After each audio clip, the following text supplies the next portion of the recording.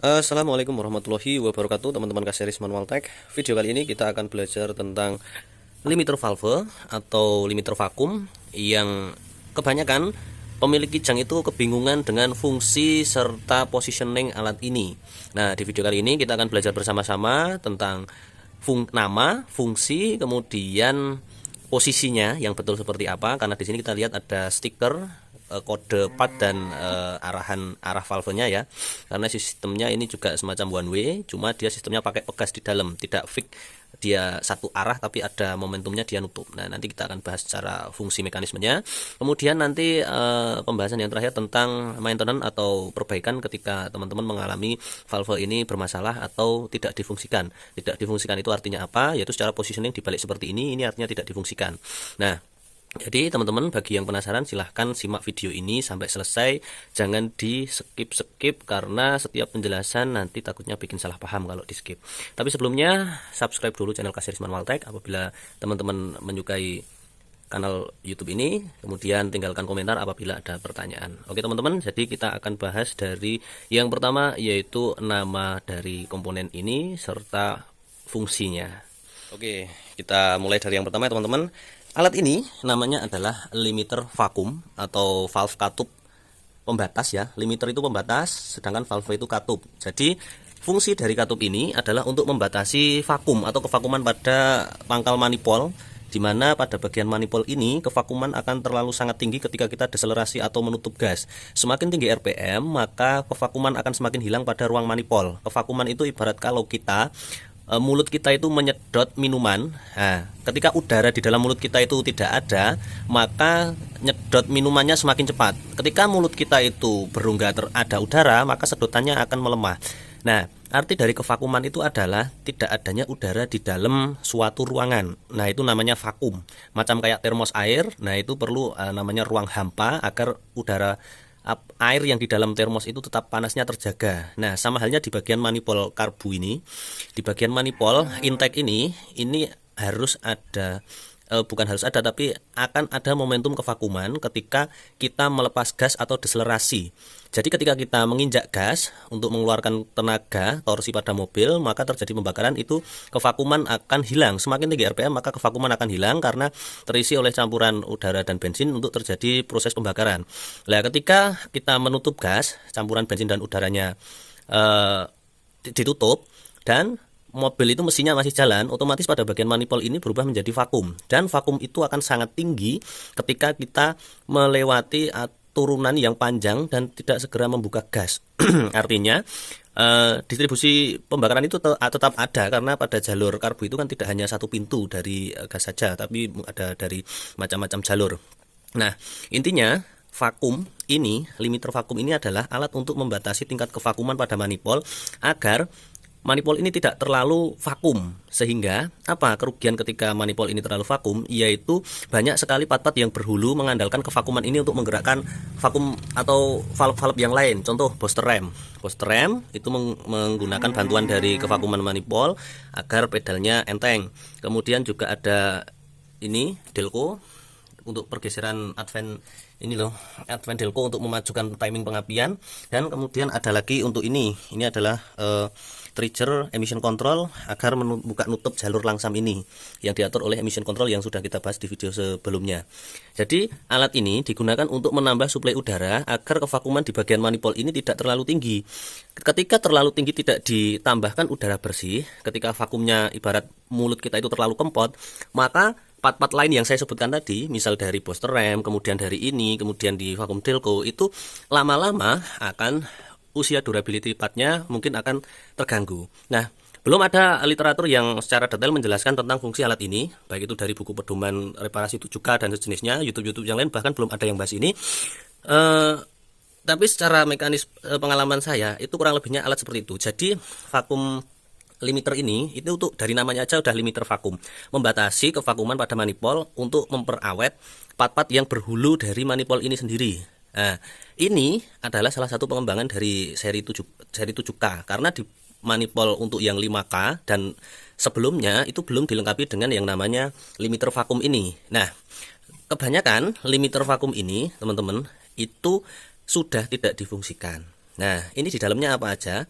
Di dalamnya ini ada penampang yang ditahan oleh pegas atau per. Ketika kita membahas tentang kemarin macam kayak saya masang ini vakum bensin, ini kan one way yang fix, artinya memang hanya satu arah, tidak dipengaruhi oleh besar kecil debit udara atau air yang lewat. Sedangkan mekanisme pada vakum limiter ini beda, dia tidak fix one way. Dia lebih kayak keran on off. Jadi ketika kevakuman tinggi ini baru buka.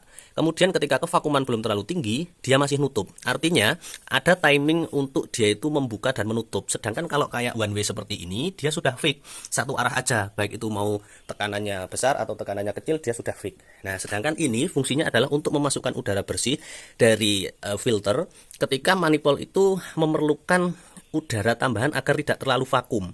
Nah, sampai sini paham ya secara garis besar fungsinya. Nah, ketika alat ini ditambahkan, maka RPM-nya itu turunnya pelan-pelan, tidak langsung drop. Jadi, kenapa pertanyaannya sekarang di 5K itu dulu tidak ada, pada pangkal manifold pun tidak ada jalur selangnya ini. Nah, namanya sebuah pabrikan pasti akan terus riset mengembangkan, developernya itu mengembangkan apa yang dibutuhkan. Nah, sehingga adanya peningkatan di 7K, penambahan part itu karena berdasarkan riset sebelumnya. Nah, dengan ditambahkan alat seperti ini, maka RPM-nya itu ketika kita deselerasi itu akan lebih smooth, tidak langsung drop. Artinya misalkan kita di tanjakan tinggi, kita pakai gigi kecil, misalkan 2, kemudian kita terpaksa harus pindah 1 di tengah-tengah. Kalau kita dadakan kan langsung RPM misalkan dari RPM 2500 langsung drop turun. Nah, itu kan tentu kevakuman akan mendadak tinggi di situ karena putaran mesin tinggi, kemudian dia harus terpaksa pembakarannya ditutup karena pedal gasnya kan ditutup. Nah, otomatis part-part yang lain itu pasti akan menurun lama-lama keawetannya. Nah, saya sendiri membuktikan dan berdasarkan feeling saya dan pengalaman saya di lapangan, 7K sama 5K kasus tentang kerusakan booster rem itu lebih banyak yang 5K. Nah, mobil saya sendiri ini 7K 1800 cc, itu kan semua teman-teman yang 1800 pasti akan menemukan alat ini. Kalau udah nggak ada berarti udah nggak difungsikan. Kasus kerusakan pada bagian-bagian yang berhulu pada manifold, contoh idle up AC, booster rem, ada vakum advent yang ada di ini, ya itu kebanyakan di 5K itu lebih cepat rusak atau intensitas penggantiannya lebih banyak ditemukan kasus di 5K. Sedangkan di 7K ini mobil saya ini masih dari tahun 96 akhir masih menggunakan booster yang sama dan sampai saat ini belum ada keluhan tentang booster rem sama sekali. Dan ini hanya saya rajin untuk menguras, olinya saya kuras, kemudian kampas, ganti kampas, itu aja pada bagian rem. Tidak ada maintenance khusus bagian servo ini. Karena alhamdulillahnya tidak ada masalah apa-apa. Nah, servo rem ini kan dia menggunakan bantuan, ini ada jalur menuju ke intake manifold juga tuh. Ya kan? Untuk membantu kaki kita agar kuat mengerem. Kalau tidak dibantu dengan manifold dari vakum manifold, kita nggak akan kuat. Jadi ini dilipat gandakan di servo ini. Servo ini kan di dalam ada drum udara untuk melipat gandakan gaya yang dibantu oleh kevakuman manifold. Nah, jadi kalau teman-teman bisa diangan-angan, oh iya ya, mungkin kasus di 5K memang ternyata jauh lebih banyak kerusakannya dibanding yang 7K untuk bagian servo. Tapi bukan artinya dia tidak mau rusak, cuma secara intensitas perbandingan antara 7K dan 5K untuk part-part yang berhulu pada manifold seperti ini juga, terus kemudian idle up AC dan lain sejenisnya, ada vakum advent yang saya jelaskan tadi, itu jauh lebih awet. Nah, salah satunya kalau menurut saya adalah fungsi dari ini, adanya jalur udara tambahan, yaitu melewati mekanisme limiter vakum ini. Nah, sekarang kita masuk ke pembahasan yang kedua, yaitu tentang positioning. Positioning dari katup ini yang benar itu arah panahnya naik apa turun. Nah, itu yang sering dipertanyakan banyak orang. Setelah pertama tadi fungsi belum tahu dan sudah saya jelaskan, kemudian secara positioning ini yang benar panahnya naik apa turun. Sedangkan pada bagian ini tulisannya ada kata-kata tuh manifold. Nah, ini saya beli mobil ini, dari pertama kali beli itu posisinya sudah dibuat ke atas. Dan saya sendiri paham kenapa dibuat ke atas, karena ini sama halnya dimatikan. Karena mungkin yang punya dulu memikir alat ini rusak, atau karena terjadi sendatan atau letupan pada knalpot.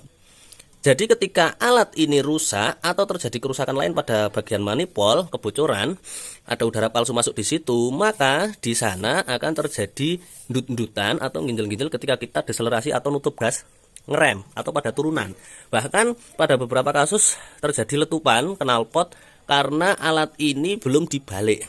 Nah, banyak mekanik mengambil jalur tengah untuk mematikan pada bagian ini karena dia berorientasi pada kijang 5K saja tidak ada, maka akan baik-baik saja. Nah, padahal sebetulnya secara fungsi ini cukup penting seperti yang saya jelaskan tadi. Yang pertama, agar RPM itu lebih smooth ketika deselerasi, ketika perpindahan gigi aja terus cenderung lebih enak. Kemudian untuk mengawetkan part-part yang berhulu pada manifold tadi agar kevakuman tidak terlalu tinggi. Nah, akhirnya mekanik itu mengambil keputusan untuk menutup atau mematikan jalur ini dengan membalik vakum limiter ini, sehingga positioning yang benar itu tetap panah menuju ke bawah. Nanti akan saya jelaskan kenapa ini menuju ke bawah dan saya praktekkan agar teman-teman paham. Panah dan instruksi dari setir ini itu tidak mungkin salah. Itu. Nah, di buku pedoman pun di pembelian katalog teman-teman bisa lihat bahwa positioningnya seperti ini. Coba lihat. Sudah lihat kan? Nah, banyak mobil yang sudah dimatikan ini agar tidak endut-endutan atau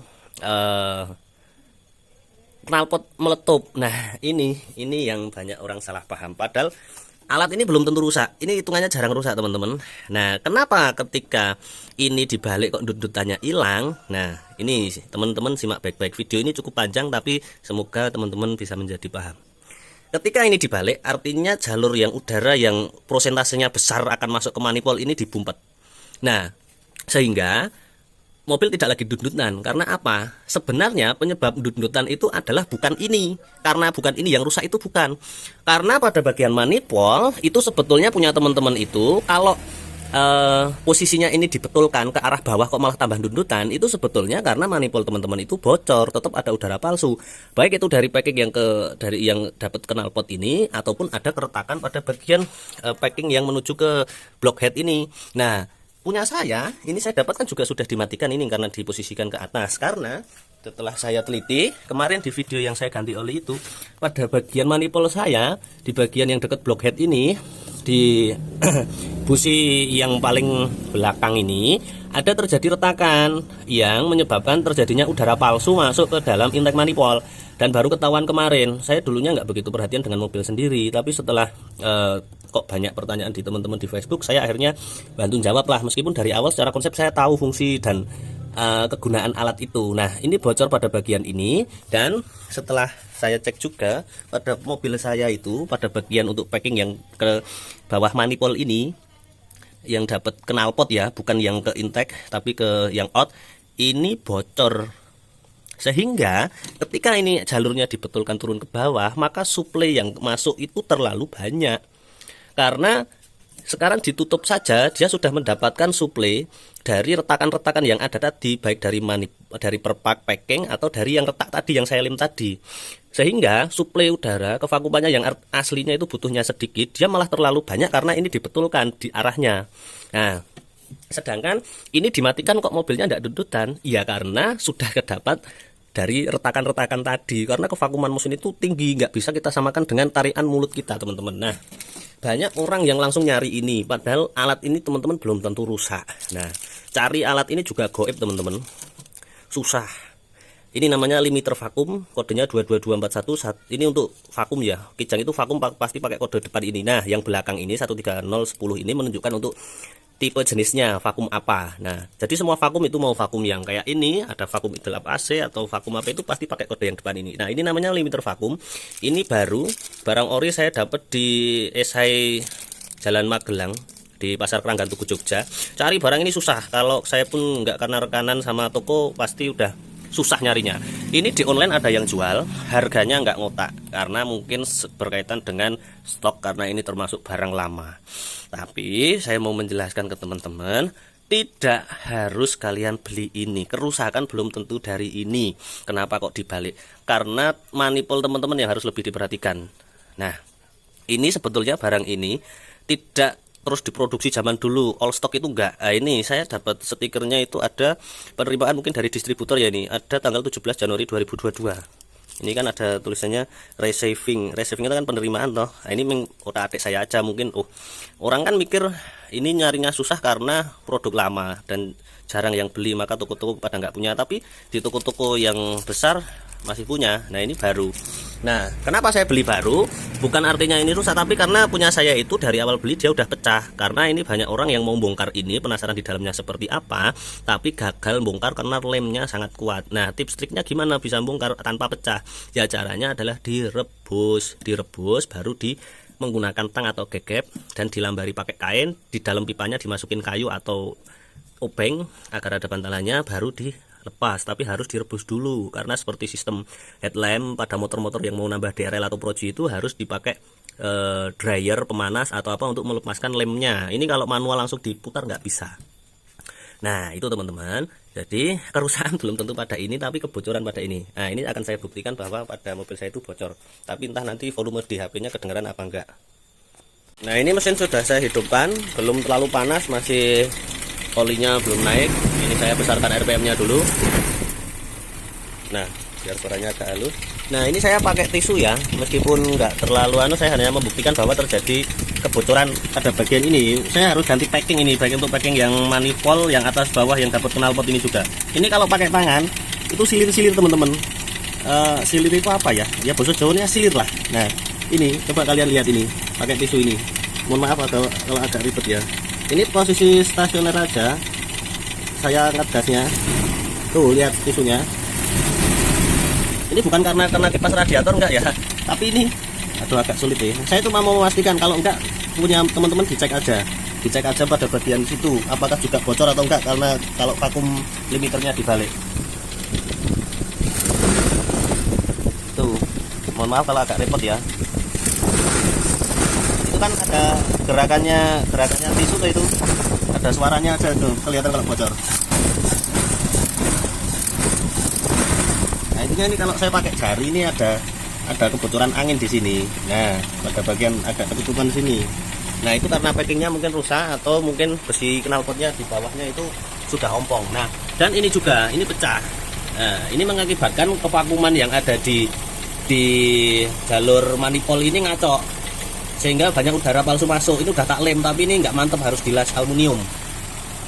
Kemudian kita sekarang menuju ke alat ini. Ini caranya untuk biar dia tahu dia ini normal atau enggak. Nah ini saya nanti akan buktikan perbandingan antara alat yang baru dan yang lama.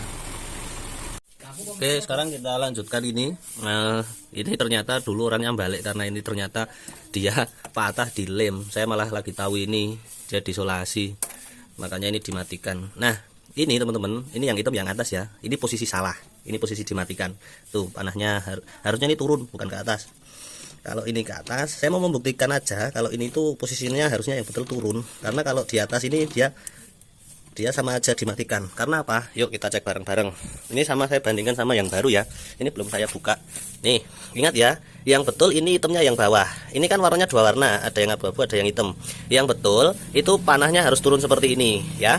Sedangkan pada mobil teman-teman kebanyakan pasti ke atas karena dimatikan. Nah, kita akan cek bagaimana toh cara kerja kok ini, kenapa kok harus turun. Nah, Oke teman-teman, sekarang saya sudah punya yang baru.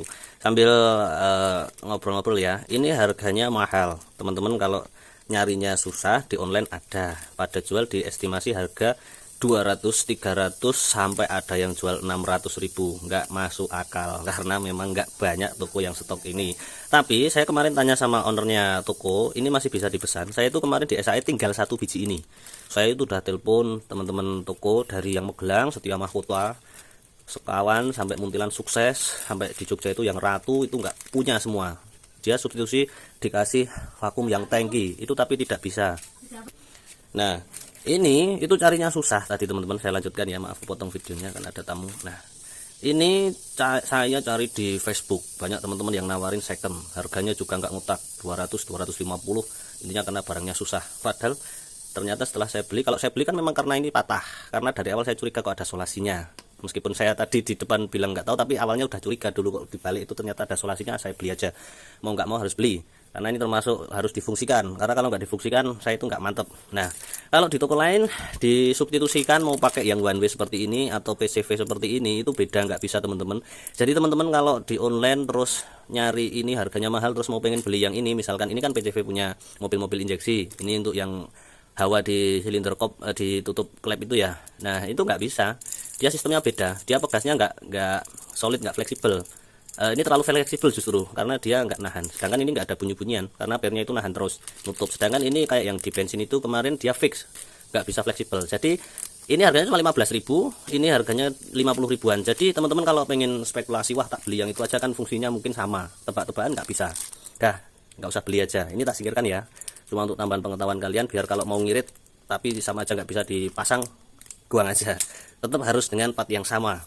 Nah ini kita akan bahas fungsinya. Nah ini teman-teman kalau mau bongkar susah, ini mungkin pemilik dulu sampai pecah ini karena ditang diulir nggak bisa, akhirnya pecah. Nah ini kalau lihat panahnya ini kan turun. Oke, kita sepakat ya, pabrikan jauh lebih pintar daripada otak-atik mekanik. Harus kita pasang abu-abu di atas, hitam di bawah. Nah kalau hitam di bawah, manipul itu kan nyedot ketika deselerasi. Ini kan fungsinya ketika kita nutup gas ya, dia baru buka. Nah ketika ini ditaruh di atas, sedangkan ini itu harusnya kan kalau nyedot itu ke bawah ya. Nah ini kan dia itu ke atas. Tuh, dengar? Sehingga ini nggak bakalan mungkin karena platnya udah sampai dasar sini, mau disedot turun pun ini malah tambah nutup. Sedangkan analoginya kalau dibalik seperti ini, nah manipul di bawah nyedot. Nah ini kan akhirnya plat ini kesedot turun. Saya gambarkan dengan menonjok ini turun. Nah ini baru udara masuk dari filter. Jadi ketika nanti vakumnya di sana hilang, ini nutup lagi. Karena manipul kalau pas ada gas harus tidak ada udara lain dari karbu yang masuk biar nggak ngaco atau bahkan mati atau dedetan. Jadi ini memang positioningnya panahnya harus turun. Kalau dibalik ya sama aja itu dibumpet, dimatikan, karena nggak mungkin dia itu ketika RPM digas kok itu bikin nyurung munggah, itu nggak bakalan mungkin karena dia akan lebih memilih dari jalur karburator.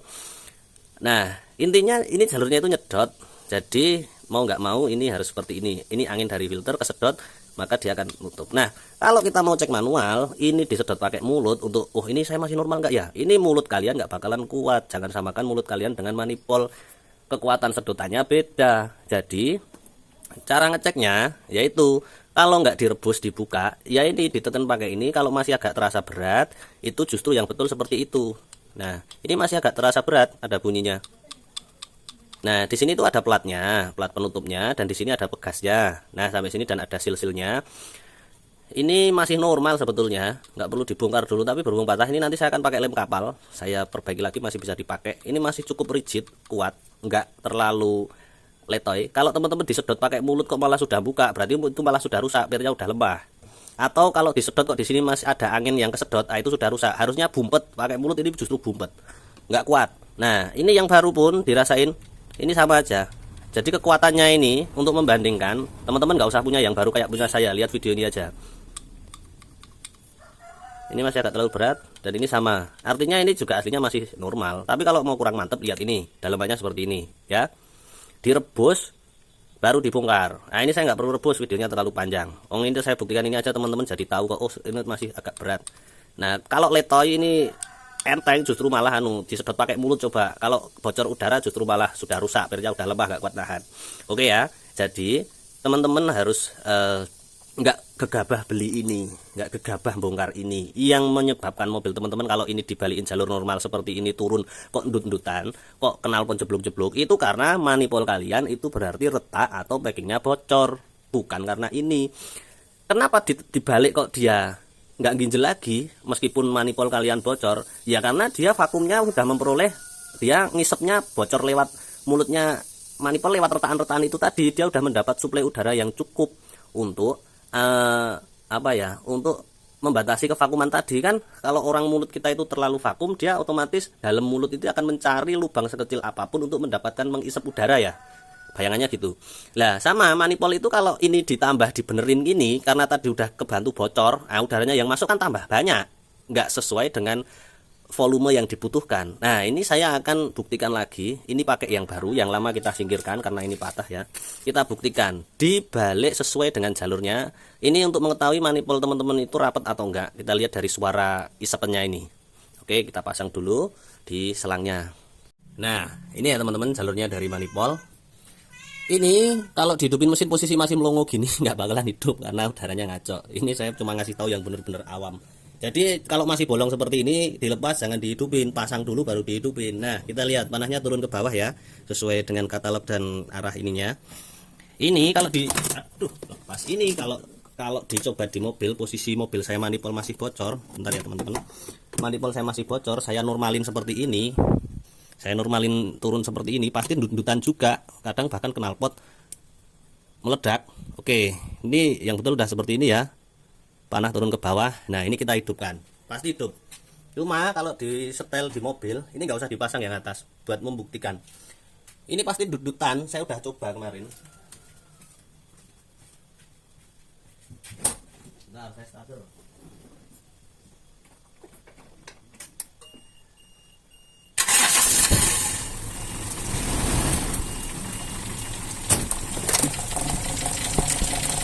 Jatuh HP-nya teman-teman.